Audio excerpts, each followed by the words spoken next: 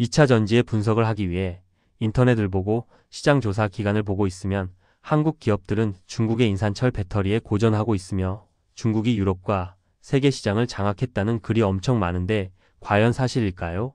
팩트 체크해 보겠습니다. 또한 중국의 BYD가 유럽을 장악하고 중국의 인산철 배터리가 유럽 시장을 장악하여 한국의 배터리가 고전하고 있을까요?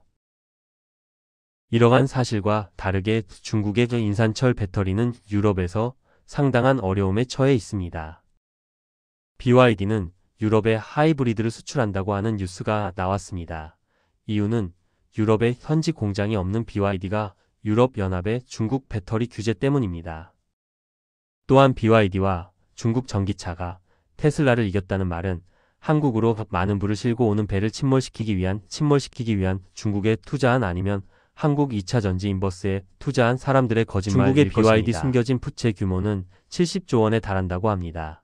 중국의 자동차들의 과열 경쟁과 중국의 막대한 배터리 보조금이 끊기면 BYD는 위험한 수준이 될 것입니다.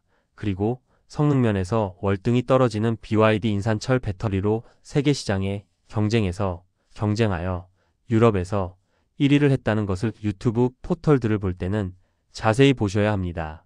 배터리를 거짓말에 속지 않고 올바른 투자를 하기 위해서는 삼원기와 인산철 차이를 알아야 합니다. 작은 용량의 인산철 배터리가 1위를 차지했고 세계 시장을 석권했다는 뉴스나 유튜버들의 내용을 보고 들을 때 먼저 의심부터 하고 보고 이뤄야 합니다. 실제 BYD뿐만 아니고 중국 차 전체에서 유럽 시장에 10위권 순위에서 판매되는 차는 없습니다. 구글 AI 년도치고 중국 전기차 유럽 판매량 차종 치시면 23년부터 지금까지 중국 전기차는 순위에 들어오지 못했고 또한 순위에 든 배터리도 중국산이 아니고 한국의 배터리가 많았고 중국 수출 물량만 CATL 배터리를 장착하고 있었습니다. 중국의 전기차는 상당한 어려움에 처해 있고 특히 BYD는 중국 내에서도 상당한 어려움과 서비스 미비 화재 사건을 덮으면서 중국 소비자에게도 외면받고 있는 사항입니다. 하지만 많은 유튜버 언론들은 중국의 인산철 배터리가 최고라고 하며 통계를 교묘히 조작하고 있고